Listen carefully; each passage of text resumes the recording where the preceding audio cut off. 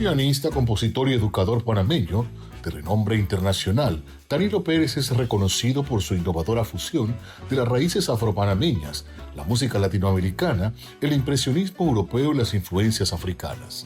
Ha ganado múltiples premios Grammy y es pionero del concepto Global Jazz, que fomenta la integración cultural a través de diversas influencias musicales. Desde temprana edad, Pérez ha sido influenciado por su padre, quien le enseñó la importancia de la educación interconectiva. Estudió música clásica en el Conservatorio Nacional de Panamá y composición en Berklee College of Music. En 1989 se unió a la Orquesta de las Naciones Unidas de Dizzy Gillespie y en 2001 al cuarteto de Wayne Shorter. Como solista, desde 1993 ha alcanzado un reconocimiento mundial y ha sido galardonado con premios como el Doris Duke Artist Awards en 2021. A través de su fundación, Danilo Pérez ha facilitado más de $3 millones en becas para jóvenes latinoamericanos, brindándoles acceso a universidades en Estados Unidos.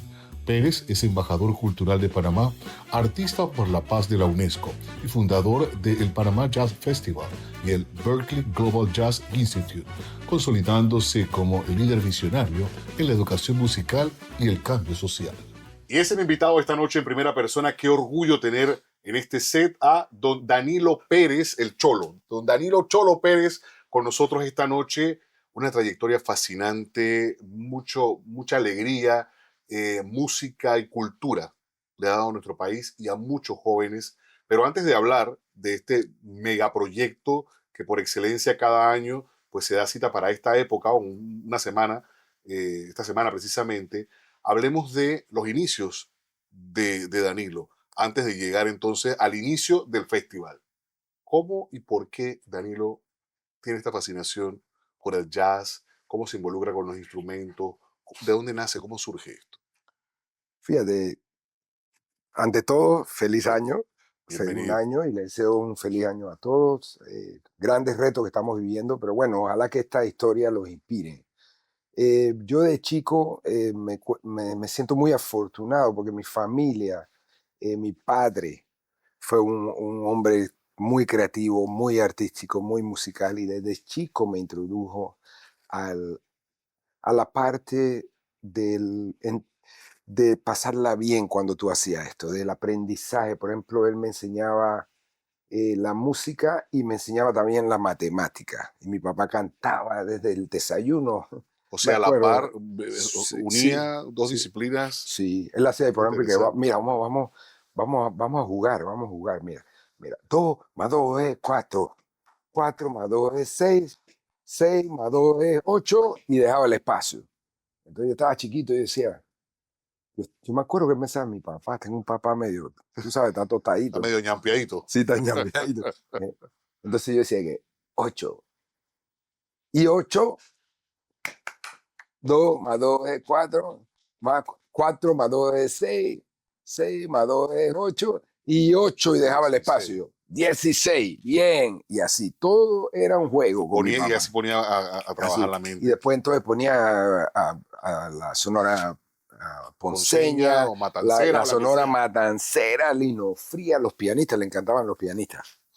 Y entonces mi mamá... Pero no era músico. Ah, sí, mi papá era cantante, se me olvidó decirte eso. Ok, por eso mezclaba la disciplina, la matemática con la música. Exactamente, y me llevaba a los ensayos. Yo llevaba con mis bongoses, mis claves, y también me ponía a tocar con ellos. Mira, eso me trae mucha emoción, mucha felicidad. Una infancia bonita. Sí, una infancia bien bonita. Y además, mi padre era mucho de atraer a los amigos y que vinieran mis amigos a tocar. Tenían que tocar la paila. Si tú a mi casa, tú tenías que tocar algo, tenías que hacer coro, tenías que cantar. Me llevaba a ver los combos.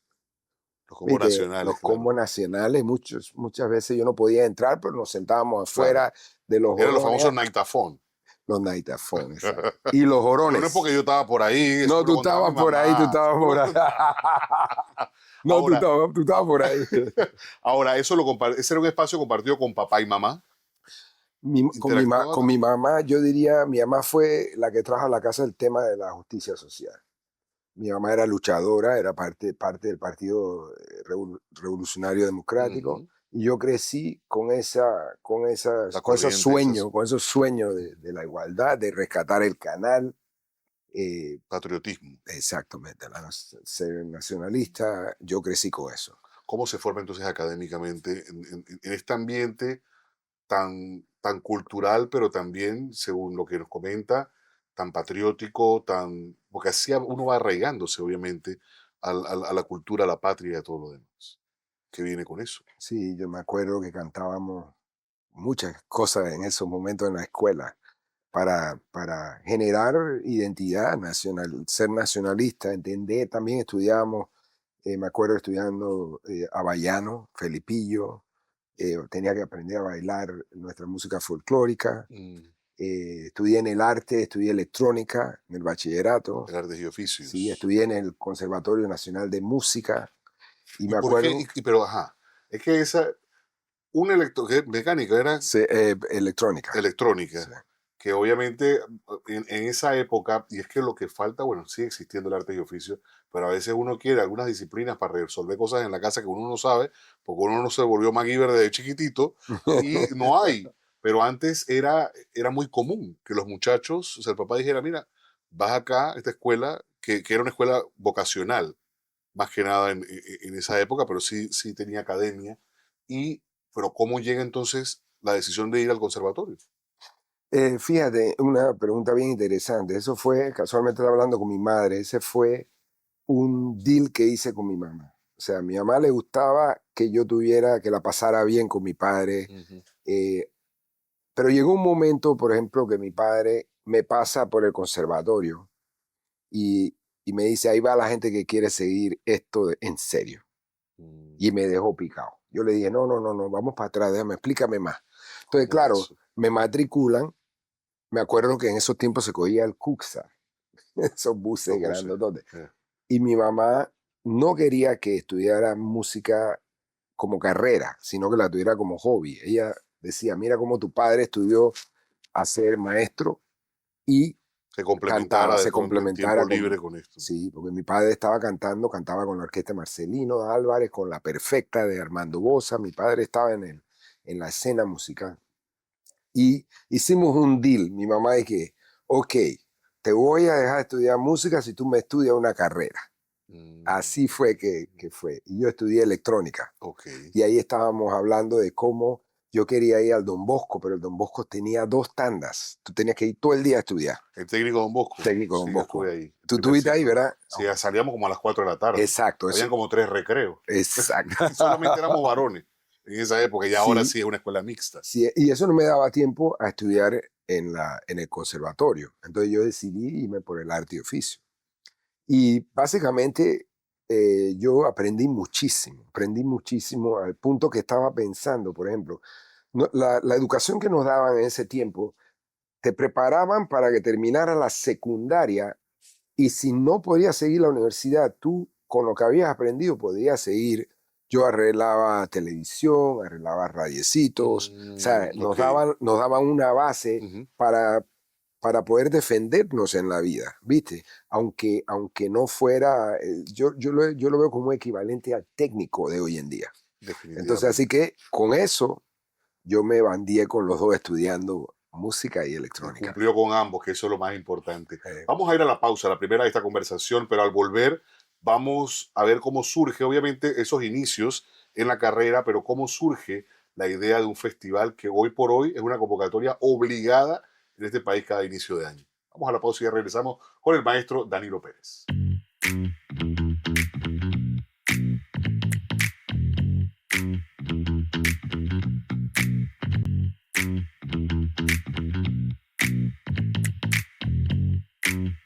De vuelta en primera persona esta noche junto a Danilo Pérez. Ya llegamos entonces a la fase del conservatorio, sí. que cumplimos con mamá, cumplimos con papá, ahora esto es a lo que me voy a dedicar en serio. ¿Cómo fueron esos primeros pasos profesionales en la música? Bueno, me acuerdo llegando al conservatorio a estudiar con la profesora Cecilia Núñez de Chile Ujú. y todavía no me llegaban ni los pies al pedal del piano. Oh, y ella me atendió, me acuerdo, en el sótano ella tenía un piano abajo en el conservatorio, y me acuerdo que estudiar con ella fue lo mejor que me pasó, porque me inspiró y me hizo, me ayudó a que amara lo que hacía. Y ella no me puso límite de que esto, a mí me gustaba todo tipo de música. Ok. ¿Viste? Y ella no me puso límite, así que yo estudiaba Haydn, Mozart y también tocaba mi salsita y Algo más tocaba, contemporáneo. sí, tocaba, Es y como la ella, lectura. De alguna exactamente. manera, cuando uno identifica, o para mí es una satisfacción que mis hijos quieran leer, Ujú. y cuando me piden un tipo de lectura específica, yo me quedo yo, pero yo quisiera que leyera tal cosa, pero no. Eso tiene su tiempo, pero también empiezas a alimentar esa intención o ese interés a través de lo que él quiere. Y ahí va buscando otras cosas. Entonces, en la música debe ser perfectamente igual Sí, para poder desarrollar. ella fue importante en mi vida. El otro día me acordaba de lo que me dijo, al grupo de estudiantes le dijo, mira, Danilito es muy talentoso, muy desde chico, brillante, no sé qué, ella me dio mucho elogio, pero Ujú, dijo, lo que lo separaba de mucho era que yo le hacía un comentario, le corregía una vez y nunca más le tuve que corregir los ujú. mismos errores. Y una de las historias que Esa me acuerdo disciplina. porque disciplina, exactamente. Entonces ahí también yo conocí a grandes maestros, mentores, Pipo Navarro, que me abrieron las puertas, a pesar que yo tenía yo entré a los 10 años al conservatorio, a los Wow. 9, 10 años, y quedé con muchachos de 18 y 20 años estudiando arreglo. ¿Cuántos años fueron en el conservatorio? 5 años. Yo Ok. estudié 5 años en el conservatorio. Y Joven entonces igual. ahí con Alexis Castillo estudié con Clarence Martin, me dejaba colarme en su clase. Yo no estaba en esos cursos porque yo estaba muy chiquito, Ujú. pero me dejaban entrar. Entonces ahí llego ante el profesor Ricardo Quintero, un gran pianista, compositor, guitarrista, una persona que yo había oído de él mucho a través de mi padre, un gran músico. Y me acuerdo que me paro y digo, yo soy el hijo del señor Danilo, Danilo Pérez, mi hermano, no sé qué. Profesor, ¿usted me puede dejar escuchar su clase, una clase avanzada de entrenamiento del oído? Mm. Entonces, cuando yo entro, yo me quedé ahí mirando y él mirando. Y me digo, oye, ¿tú puedes solfearme esto? Y yo estaba, tan, ti, ti. Y él dice, wow, ¿dónde aprendiste eso? Yo, no, yo acabo de empezar. Tú, tú puedes venir a mi clase. Y me dejó quedarme en la clase y yo fui Ser estudiante de él estudiante. como Anticipado a todo. oyente, como oyente. Ok. Y un día me dice, oye, ¿cómo está tu papá? Profesor Quintero me dice, ¿cómo está tu papá? Yo, bien, todavía canta. Yo le dije, ya no cantaba, se había retirado. Pero yo dije, voy a hacer una mentirita blanca. Dije, sí, él todavía canta. Dice, bueno, porque tengo una audición, porque voy a armar un grupo. Voy a hacer la orquesta. El Club Unión me está pidiendo que haga la tremenda orquesta. Y yo estoy buscando y estoy audicionando a nivel nacional. Y voy a hacer una gran orquesta que quiero tocar música original, Para música. eventos de ellos, porque siempre se- tienen eventos todo el La año. orquesta Ok. del Club Unión. Zamarra Orquesta, la cantidad de gente que fue a audicionar. Yo llegué con mis bongoses, porque yo siempre tocaba percusión, campana, Ok. aparte del piano. Ajá. Ese fue mi primer instrumento, los bongoses. Entonces yo llego y me puse ahí a tocar los bongos, mi papá cantó y llegó un montón de músicos, todo el mundo llegó, tocó, como 2, 3 horas. El profesor se para y dice, una cuestión de béisbol, ¿no? Se queda tal en primera base, se queda Talento. tal, sí, sí. Entonces dice, se queda tal en la tumbadora, se queda tal en la primera trompeta, se queda tal, se queda el papá Danilo y el hijo en los Wow. bongos. Oh my God, yo tenía 12 años, mi primer trabajo, y me dice, te voy a pagar tanto. Y yo no podía creerlo, yo tenía el Oye, corazón si a uno a los 12 años le daban $5 y uno era millonario. sin O un cola, dólar, no, ni sin, siquiera 5, sin, mentira. sin cola a la $5 doy hora, yo a mi hijo y es sin pobre. cola a la hora, $5 la hora Ah, empecé. O sea, tocaba la 4 horas, hora. sí, 5 horas por cuadro, $20, 15, yo ganaba 50, $60 por Eso era guiso, mucha a plata. los 12 años. Eso era mucha plata, definitivamente. Y adivina qué, que ahí viene mi mamá y que, ok, ahora tienes que aprender a ahorrar. Esa fue mi madre. Y es también disciplina esa parte. Sí. Ahora, ¿cómo llega la idea ya? Bueno, asumo que hay todo un recorrido profesional en ese sentido, pero la idea de crear el festival hace ya 23 años. Mira, yo estaba en mi primera gira en España, yo me acuerdo que estuve en un lugar que se llama San Sebastián, que es en el norte, en España, y es un lugar pequeño, muy lindo, pero yo acababa de empezar con Dizzy Gillespie, la banda de las Naciones Unidas, y me acuerdo que yo llegué ahí, llegamos 2 o 3 días antes de que empezara el festival, y se veía un lugar normal, ¿viste? No mucha gente, y de repente, la noche anterior, empezó a llegar un montón de gente, porque nosotros íbamos a tocar la banda de Dizzy Gillespie. Ujú. Y de repente se transformó eso en un lugar increíblemente activo, turístico, atractivo, o sea, creció, se convirtió en una ciudad. Y me acuerdo que esa fue la primera que yo tuve el pensamiento y yo dije, wow, qué lindo sería tener esta experiencia en Panamá. Esa fue la primera vez que pensé en algo así. Pero como la noche de, o sea, una noche de concierto, Sí, era el en ese festival. momento. Nosotros llegamos 3 días antes de que el festival, o 2 o 3 días antes que empezara el festival. Y entonces cuando empezó el festival se transformó la ciudad. Ah, ok, ok. Y me di cuenta que San Sebastián, el Festival de San Sebastián, atrae mucho turista, es una de las grandes atracciones del año. Ujú. Y entonces ahí fue cuando yo viví ese cambio y cómo vi cómo el mismo lugar que yo había llegado súper tranquilo se transformó en un lugar muy activo y turístico. Yo dije, me gustaría ver eso en Panamá algún día. Qué increíble sería ver a un país transformado por el jazz y por la música, ¿viste? ¿Cómo fue esa primera experiencia? Porque hoy por hoy, yo, cada año hay una convocatoria, pero sé que se han ido como adicionando actividades como los talleres, que muchos jóvenes se benefician, que no tendrían la oportunidad siquiera de conocer algunas figuras que le puedan dictar un taller o conocer un poco más acerca de esas, y son oportunidades pues enormes, Sí. que mucha gente no conoce y no dimensiona, pero el que está en el rubro lo sabe, lo identifica de esa manera. Sí, mira, desde el principio, desde que yo me fui a estudiar, por ejemplo, una de las promesas que yo hice, me acuerdo, un programa de televisión que hice, eh, que si yo aprendía y crecía, iba a devolverle al país lo que había aprendido, educación. Y desde los 90 yo empecé y venía y hacía 4 días, daba mi tiempo para enseñar. Y ahí fui descubriendo talentos y muchos compañeros que trabajan conmigo hoy en día. Que son parte del Sí, que festival son también. grandes. Para terminar rápidamente, Sí, el festival siempre empezó con esa idea de que este era un festival de inclusión social y para elevar el nivel educativo. vamos a hablar de esos beneficiados, porque en 23 años, bueno, este año en 22, porque este año empieza entonces un grupo nuevo de jóvenes que seguramente se benefician, aprenden, conectan, que es lo más importante además, y todo lo que hay alrededor del festival también se nutre mucho en el país. Pero vamos a conocer cuántos son esos impactados hoy por hoy y qué cosas han podido también trascender en sus vidas, que nos pueda contar quizá alguna anécdota o un ejemplo de ello. Vamos a la pausa y regresamos de inmediato ya en el último bloque de esta conversación junto al maestro Danilo Pérez.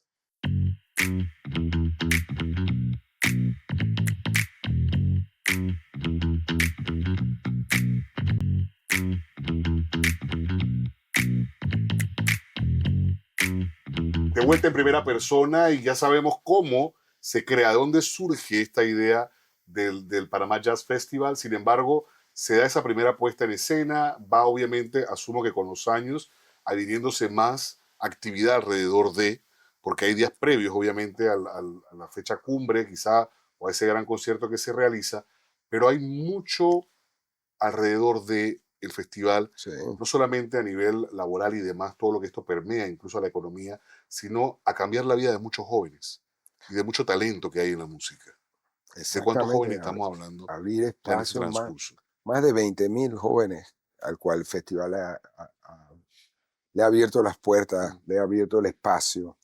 Eh, de esos, obviamente, directamente, yo hoy en día trabajo con muchos de ellos, lo que empecé en el 90. Por ejemplo, Luis Carlos Pérez, que es un gran compositor. Ujú, Él ujú. trabaja en la fundación hoy en día. Carlos Agrasal, saxofonista. Ellos dos tocan con la orquesta de Rubén Blades. Ajá, sí. Y ahora Samuel Batista, o sea, Joshua Ashby, que está en la Sinfónica. Tenemos de los jóvenes Lucas, o sea, hay una cantidad, yo te puedo mandar la lista Todos los que entera, están. es una gran cantidad. Yo creo que el impacto que ha tenido el festival, fíjate, como festival es importante que el público entienda que se ha convertido en un centro, un lugar donde se documenta la historia del jazz de Panamá. Definitivamente. ¿Viste? Panamá, desde sus inicios del jazz, ha tenido un papel importante que ha sido invisible, básicamente. Mucha gente desconoce. Y de todas estas experiencias en el festival, cada año nosotros le dedicamos el festival a un artista panameño importante. Y todavía tenemos para seguir celebrando por lo menos 15 a Muchísimo. 20. ¿Viste? Panamá es importante que aparezca Mm. en la historia del jazz desde su inicio. Y nosotros, para mí, yo siempre digo que si no se menciona Panamá en el jazz, cuando se habla de jazz, la historia está incompleta. Entonces le Hasta ese contamina. nivel puedo decirle con mucha autoridad. Ahora, ese impacto que tiene la vida de estos muchachos, ¿sobre qué se basa? Sobre los talleres, sobre oportunidades, como yo decía hace un momento, de conectar con otras personas, de poder establecer quizá una salida al país para aprender más allá de lo que hace. ¿Qué cosas ocurren en ese transcurso que impacta estas vidas? Mira, cuando el estudiante participa en el festival, el festival tiene una manera, una filosofía, una visión Mm, de que nosotros vemos el tema del voluntariado como súper importante, de que no es solamente crear un espacio para hacerte famoso tocando música, no. Al ir al festival te das cuenta de la responsabilidad como artista que uno tiene en la sociedad. ¿Viste?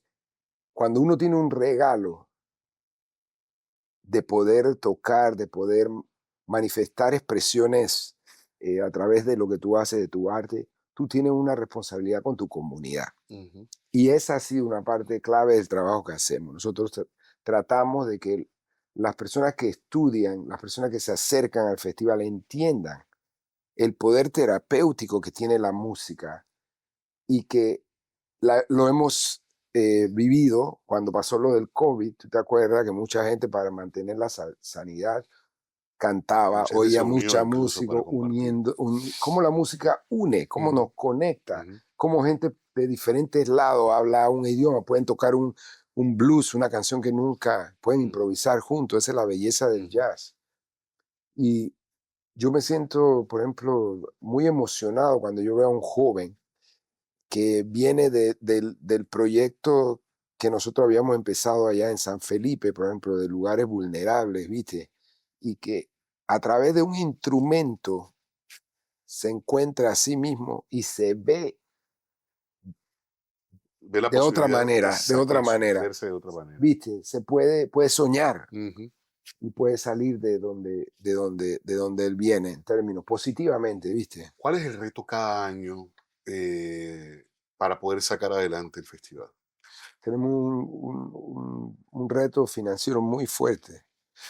El problema es que el éxito, cuando a ti te va mejor, nosotros atendemos mucha gente. Ujú, Y al atender mucha gente, y lo atendemos con la intención de ser atendida de lo mejor posible, pues eso cuesta, viste, es bien costoso.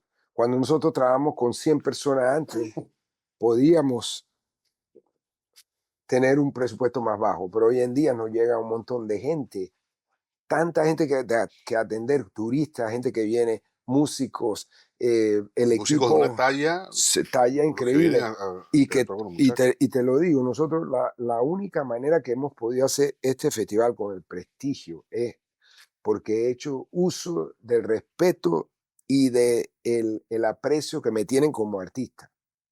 Ujú, Pero muchos colegas, aquí vino Wayne Shorter 3 veces, uno de los grandes leyendas del jazz, y se lo digo de corazón, él vino aquí, vio el trabajo que estábamos haciendo Patricia, mi esposa, y yo, con el equipo que tenemos, un gran equipo, Aleida Duarte, ujú, Mélida, tenemos un equipazo. Él vio el trabajo, vio la necesidad que teníamos, vio cómo estamos trabajando con las uñas, y él agarró su pago y nos los devolvió. Wow. Usted lo necesita más que yo. Y no era que él estaba súper bien económicamente. Yo trabajaba con él por 20 años. Yo sabía que él necesitaba ese dinero. Pero él se dio cuenta de que había una misión en lo que estábamos haciendo. Y él ofreció 3 veces lo hizo. Rubén Blades también. Rubén Blades nos ha estado apoyando por años, hermano mío. Gracias. Erika Ender. O sea, los artistas verdaderamente Y gente que se han retribuye comprometido. también, Nosotros necesitamos que la empresa privada, se involucre. se involucre. Acuérdense que nosotros juntos podemos edificar una mejor sociedad, Claro. pero tiene que ser juntos. Y la cantidad de gente que viene, que nos apoyan de afuera, que ven en lo que hacemos los frutos y están orgullosos de darle a Panamá tanta atención, debiera ser de impacto para nosotros, de ponernos atención de la misma manera, de creernos estas historias que son de verdad, están escritas en libros. Patricia Zárate escribió un libro importante sobre el jazz. Y yo invito a mi país que vengan, siempre me han apoyado, los quiero, los adoro, gracias por siempre acompañarme y todo lo que yo he hecho, Grammys, grandes, la nominación que tenemos dedicado a mi país, gane o no, ya es un triunfo, gran ¿no? triunfo. El Grammy la nominación se lo dedico a mi país. Pero ahora necesitamos que vengan a todos los conciertos del Panama Jazz Festival y nos apoyen, porque necesitamos de ustedes. Y sin su apoyo, nosotros sinceramente no vemos sostenible este proyecto. Bueno, eso es importante, involucrarnos también a mayor o menor escala en la posibilidad de cada uno y que la empresa también privada pues aporte, haga su parte, porque estamos hablando de una época de tantas cosas con propósito y esto definitivamente lo tiene y lo demuestra cada año. Maestro, muchísimas gracias. Gracias, hermano. Siempre es un deleite y hoy conociendo un poquito más, que sé yo, estoy seguro que muchos de ustedes no conocían la historia y el origen de Danilo Pérez y esa pasión por la música, cómo fue que creció a través de los números y todo, con ritmo. Números con ritmo, Sí, ahí con su papá. A ustedes, como siempre, muchísimas gracias por acompañarnos y este contenido lo pueden ver también las veces que quieran a través de la plataforma YouTube de Hispania Media TV. Será hasta la próxima.